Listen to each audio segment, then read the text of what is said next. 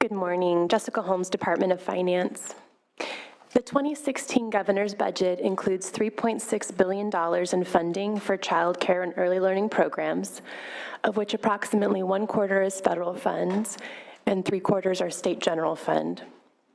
This system provides services to approximately 450,000 children.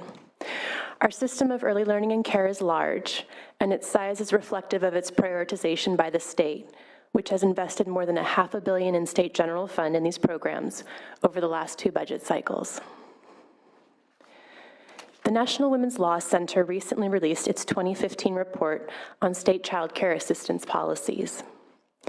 The data included in this report allows for comparison of states' child care and early learning programs and investments.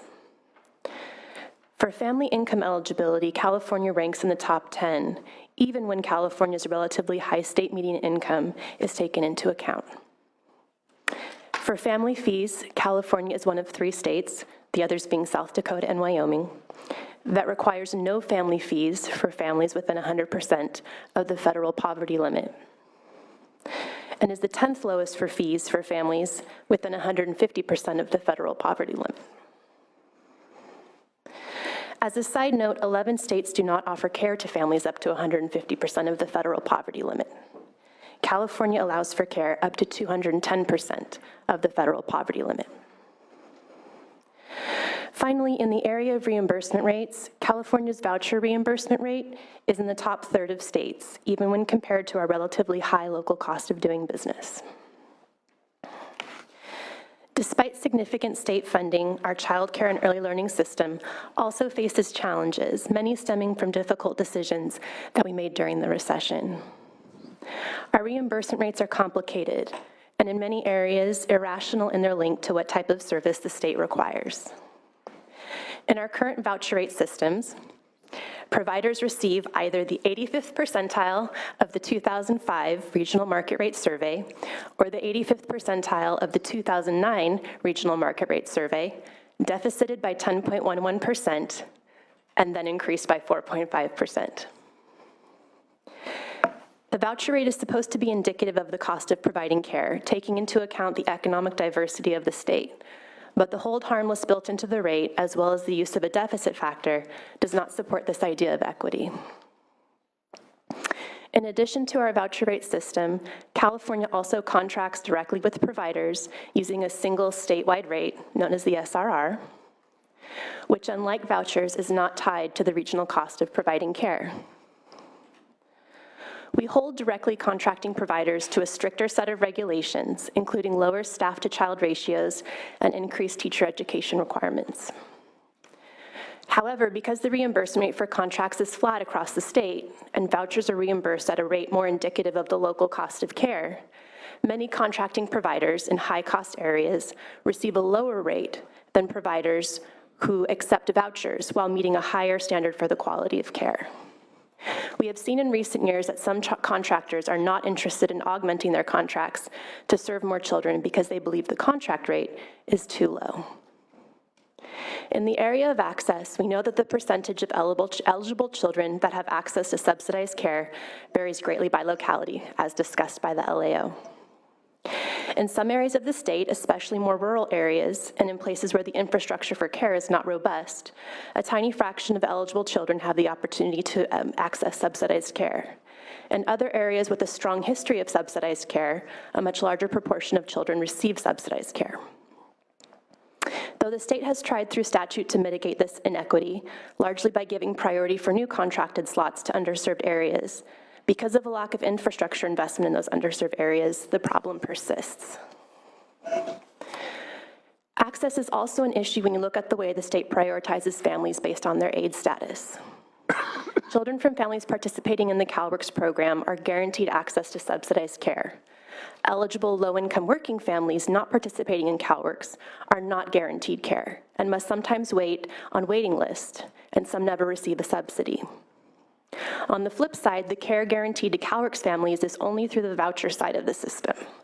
We do not guarantee space for these families in directly contracted programs, which can sometimes be of higher quality. The state median income, which allows for a single statewide definition of income eligibility for subsidized care, is generous in some areas of the state where the cost of living is low, and restrictive in areas of the state where the cost of living is high. Especially with recent increases in both the state and local minimum wage, the definition of poverty in California, as it relates to a family's ability to afford life's necessities, is diverse.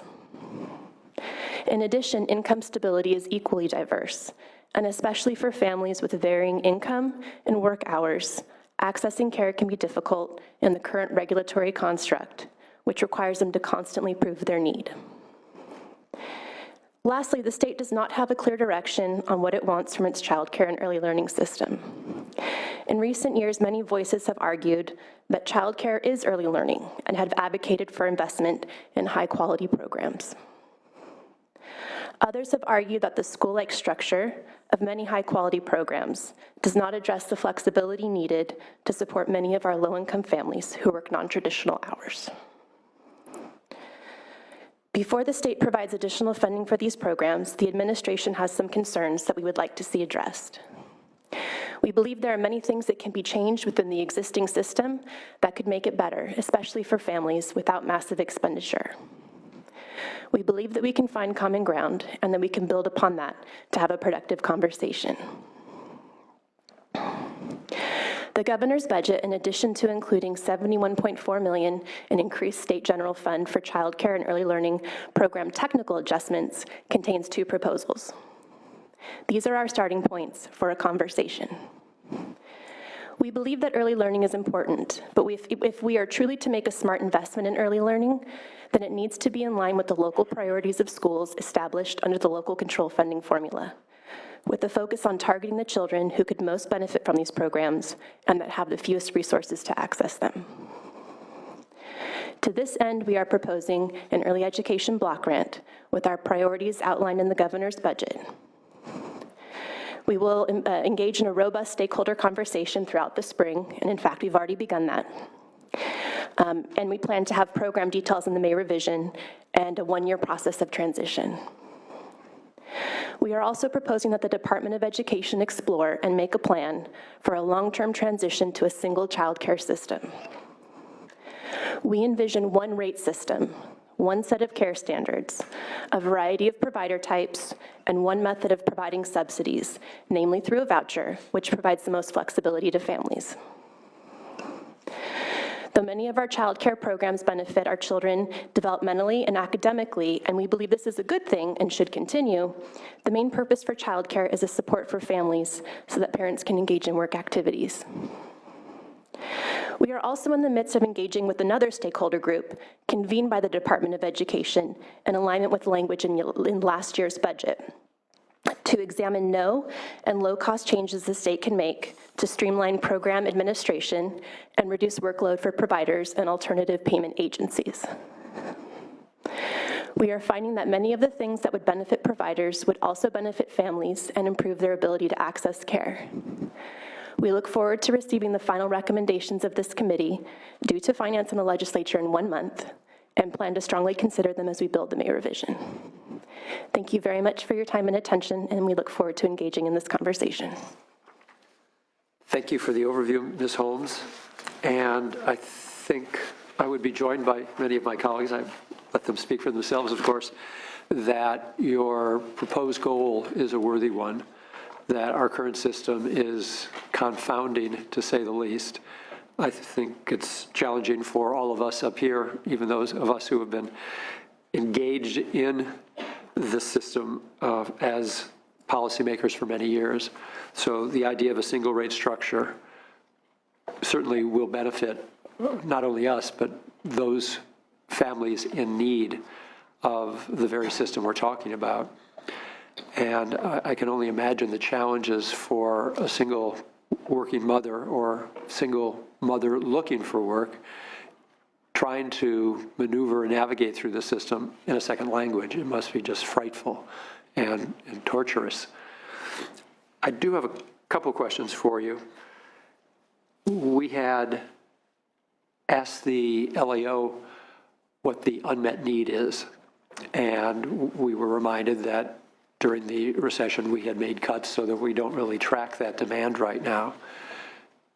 It was also suggested that for potentially somewhere between $5 and $10 million, maybe in the neighborhood of $8 million, we could be gathering that information.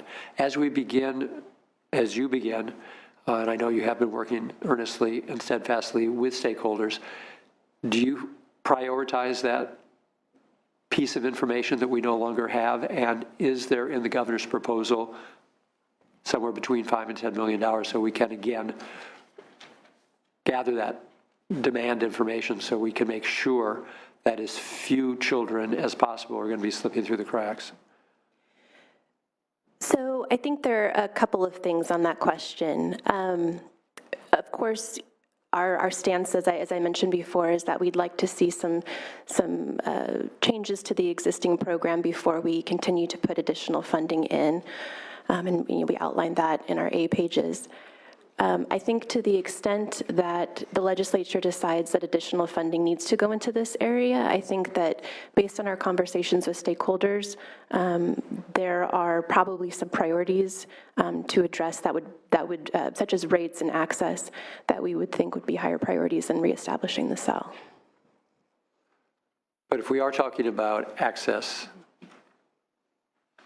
shouldn't we know exactly what the need is out there that is currently unmet?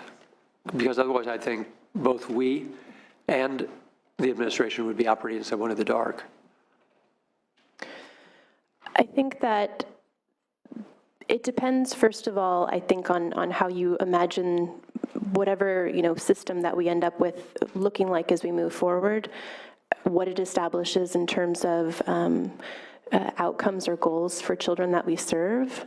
We're trying to think a little more broadly in terms of how we reimagine our childcare system. So it may be that, we decide as a state that we want to try to serve a certain percentage of children in each area, that we want to be open to different ways of measuring our outcomes. And so I think that we would leave that up to the broader discussion of sort of how do we envision a new program or a single statewide program moving forward.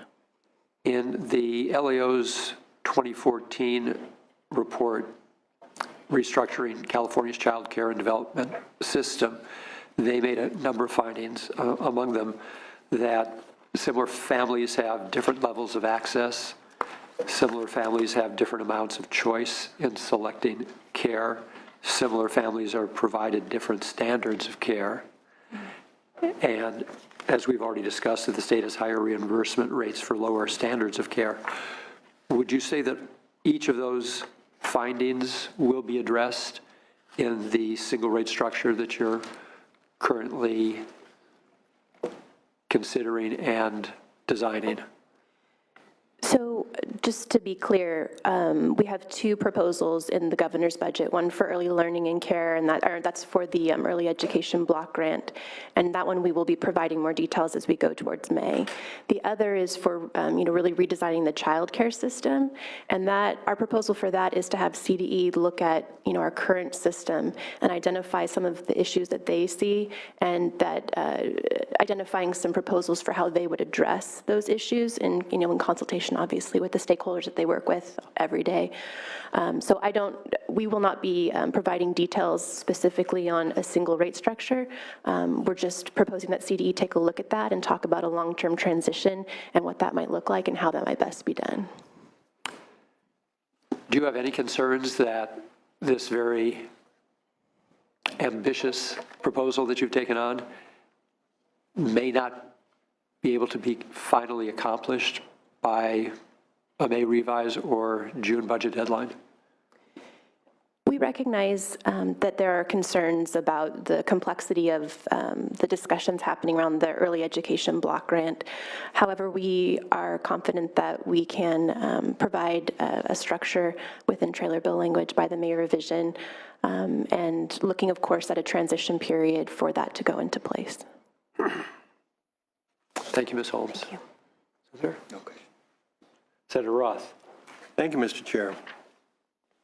I'm very concerned, as I mentioned to the last panel about historical allocation inequities in the state. So with regard to these historical allocation inequities, whether they're caused by infrastructure issues or culture and custom and practice issues or other reasons, what does these proposals do to address these inequities as the population shifts from, the coastal urban areas inland?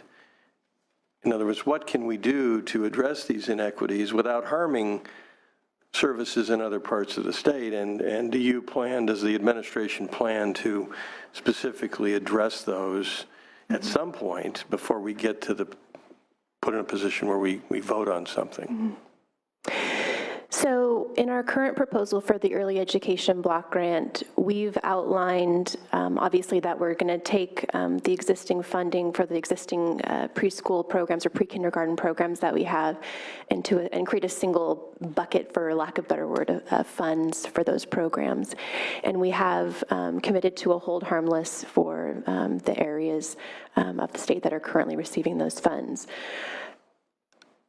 I think in terms of looking forward after, the transition takes place, we have not discussed or addressed how long that hold harmless would stay in place. That's something that I think we'd be interested in talking with folks about.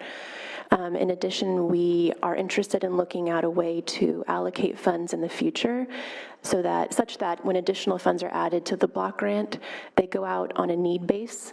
So based on demographic need and indicators of need, so that over time we equalize out the amount of funding provided for pre-kindergarten programs. On the child care side, we have not addressed this. Again, we're just looking at having CDE create a plan and address some of these issues through that plan, but we don't have any current proposal for that. Well, obviously, we don't want to take money away from areas that are currently using it, because presumably it's being used to provide needed services. But it seems to me that in the underserved areas of the state, wherever those are, whether it's those are in Los Angeles or whether they're in inland Northern California, Central or South, we need to take a look at that. And if the issue is, as was previously indicated, perhaps a lack of infrastructure, facilities willing to take or participate in some of these programs, I guess the point is, how do we incentivize the kind of construction, behavior, conduct that provides badly needed services to families in California? So I would certainly, not to belabor this, I realize these proposals are in their infancy at this point, but I certainly hope and expect the next time that we talk about this to have more granularity, I guess is a good word, on those points. Thank you, Mr. Chair. Thank you, Senator Roth. Senator Wolk. Thank you, Mr. Chair. I have a couple questions again about the governor's proposal. What exactly would happen on the ground to TK participants, or those who are eligible, in a district? How would these new guidelines affect them? Without the full details of the proposal to present to you today, we have been thinking about this question and engaging with stakeholders to think about what that might be. And I think the key components that we have in our proposal, obviously first, targeting funds to children who have the most need, so allowing the TK funds to be used over a wider age range, but targeted mainly at kids who have less access to these services. And also that we provide as much local flexibility as possible, as the state deems that it will. And so I think that when we envision sort of what these programs look like, I don't know that we envision taking away the option for schools who have the willingness to serve more children to not use their LCFF funds in order to do that if it is a local priority. But I think what we're trying to do is say, if the state is going to invest in pre-kindergarten programs, we need to invest in the children who have the least access to resources, and we need to ensure that they're able to align the programs that they create with their overall local priorities. So in terms of what it's going to look like, because I don't have any information about the program details and how much we would regulate at the state, that's an important question that we're trying to answer. What is the limitation of state regulation and local authority? I would say that, we envision something where if a locality wanted to provide something very similar to TK, it could continue to do so as long as it prioritized those lowest income students first and most at-risk students first. Okay, so let me just pursue that a little more. If you have, you're going to be defining, as I see here, you're going to be talking about eligibility criteria, but the income eligibility will be locally defined in some way? At this point, we are Very different communities. So how do you assure, well, how is that going to work? right. At this point, that's still something that we are working on in terms of our stakeholder discussions and soliciting feedback on. I think it's very telling that in the last several years, we've had a couple of areas in the state who have applied for and received through legislation that's been passed the opportunity to establish local income eligibility, specifically San Francisco, San Mateo, Alameda counties, for both early learning and childcare. And we see that continuing to be an issue, and so it's something that we hope to address through this process and to look at as well when we move into the CDE's plan for childcare. Okay, so let's go back to TK for a minute. Right now, anyone, it's a public school program, basically. Anyone can enter. Suppose you have a situation where you have TK at several schools and you have students who are eligible under the LCFF guideline, but you have many others who aren't. How is that going to work for the next year? I'm not sure. I mean, how is the school board going to make its determination for funding for the next year? They'll have to take funding that is currently provided that will come out of their budget for next year. I'm not 100% sure I understand your question. Well, TK is available to everyone regardless of income level, Correct. right? It's a public school program. So how then, if you're going to make these changes whereby the funding should go to those who are in the most need, what happens to everybody else at the local level, at the grassroots? So for the children who would no longer be, so the ones who are currently in the 3-month range for TK, but may be over income for the new program, correct. I think that's still something that, again, we're of course open to local communities using their LCFF dollars. If they want to serve more additional children, they can certainly do that now, and we would continue to want to have that built in as well. There are some conversations that have been coming up in our stakeholder groups surrounding the use of fees, possibly, and providing some flexibility there, but it's not a problem for which we have a solution at this point, and we're going to be continuing to look at that. So you're going to have a lot of those details available at the May Revise? We intend to have more details available on the program at the May Revise. I can't guarantee that every single thing will be super specific in terms of exactly what you're asking, but we will do our best. Okay, thank you. Thank you, Senator Wolk. Senator Mitchell, and then we'll have Senator Allen. Good morning, Mr. Chair. Thank you very much. 2 quick questions for me. Does the administration intend to do anything about implementation of the new CCDBG policies and requirements? When we received a copy of the draft regulations for the CCDBG reauthorization, that happened in mid to late December, I believe. We don't currently have information, so that wasn't in time for us to really consider it for the governor's budget. We also don't have any information about how much funding through CCDBG that California is going to get at this time. My understanding from the Department of Ed, that we'll have a clearer idea of what that funding will look like in March.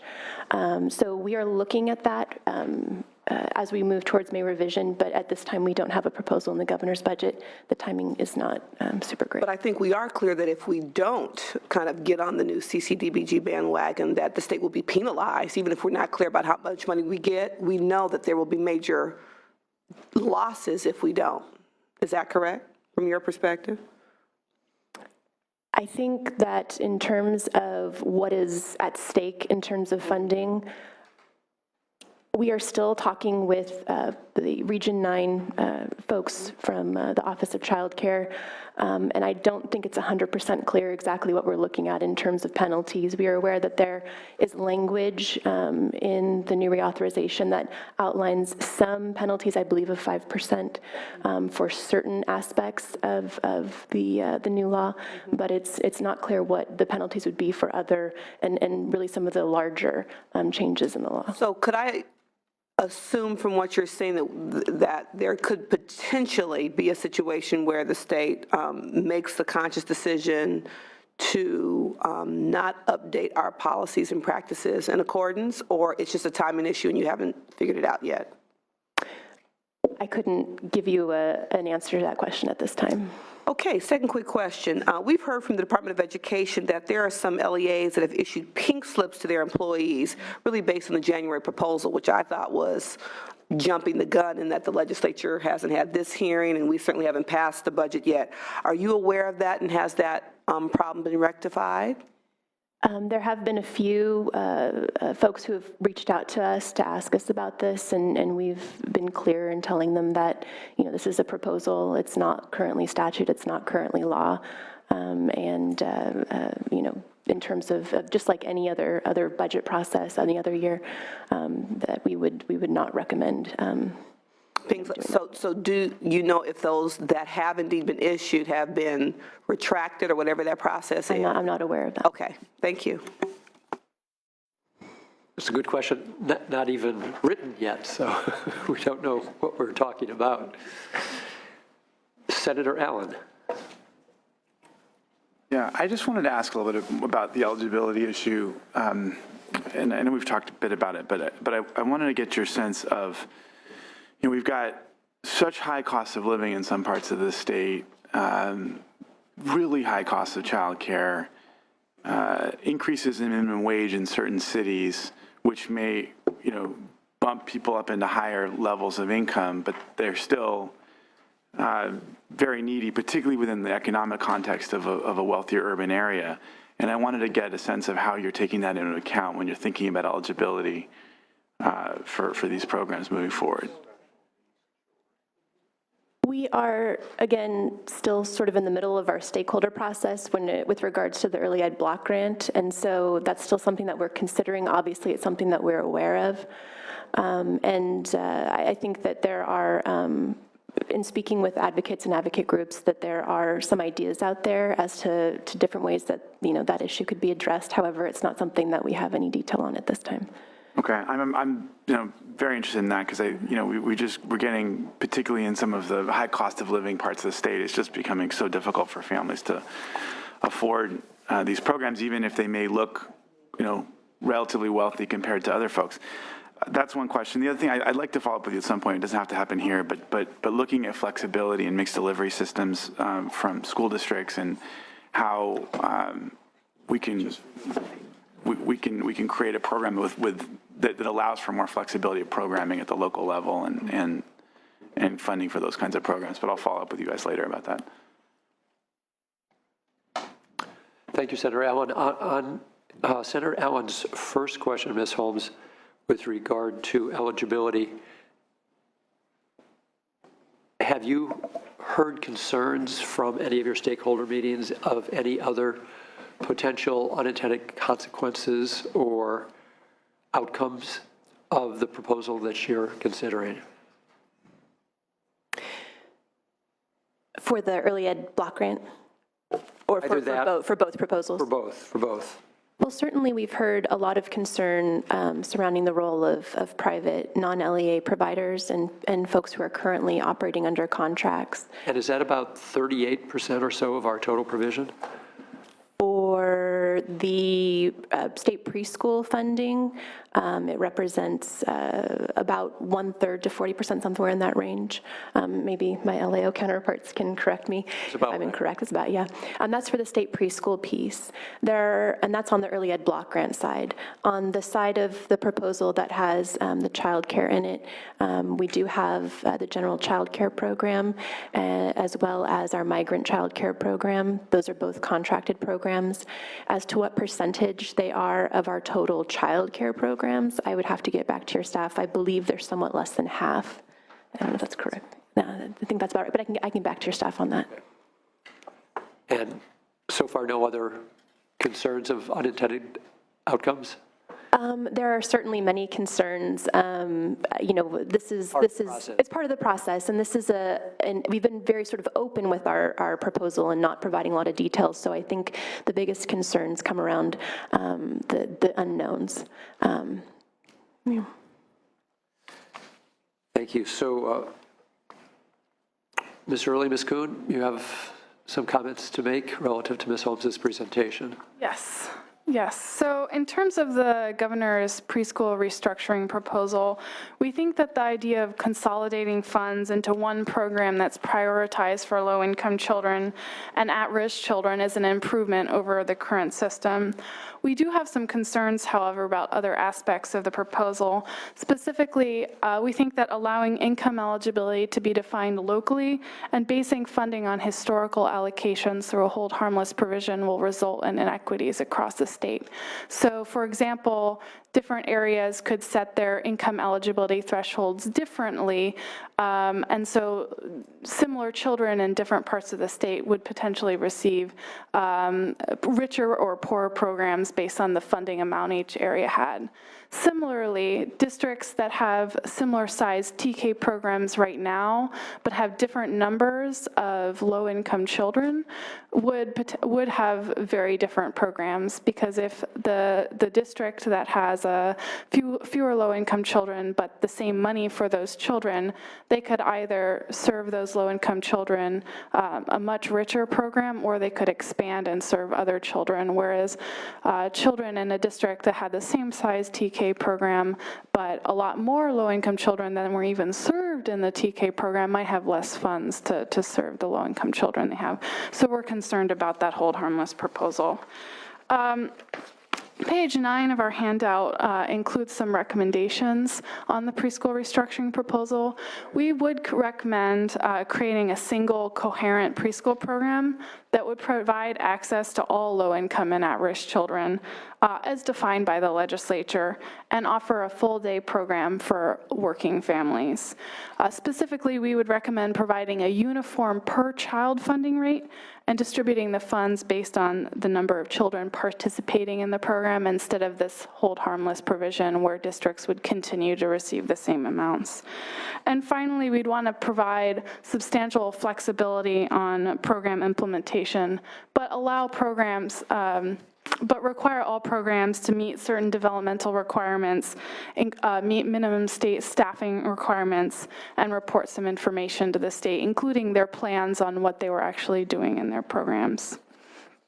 In terms of the child care restructuring proposal on page 10 of our handout, overall, we think that the proposal moves in the right direction. A move to vouchers would allow families to have similar access in terms of choice, selecting providers that meet their needs. Without a corresponding change in standards, however, shifting to vouchers could mean a loss of some developmentally appropriate care. Furthermore, the governor's plan does not address other flaws in the current system, including inequitable distribution of slots across counties that I discussed earlier, the disconnect between the current market rate for childcare and the current rates, and as well as some others. Overall, like I said, we think the proposal is good to have CD come up with a plan. We would recommend the legislature pursue the proposal to unify the general child care and migrant child care programs into one voucher program. But we would also recommend that the legislature require programs receiving vouchers to require providers to include developmental components for children birth through 3, because these children will not receive developmentally appropriate activities through a school or preschool setting. We'd also recommend equalizing service levels across the counties and replacing the current reimbursement rate structure with a more market-driven model. And then finally, establish regional monitoring systems to cover and to evaluate local programs to make sure they're including developmental components for children birth through 3. Okay, before we get to some more questions from the committee, Ms. Holmes, I wanted to ask you to take a few moments to respond to Ms. Early's stated concerns, and we could start with her concern with the hold harmless provision in your proposal.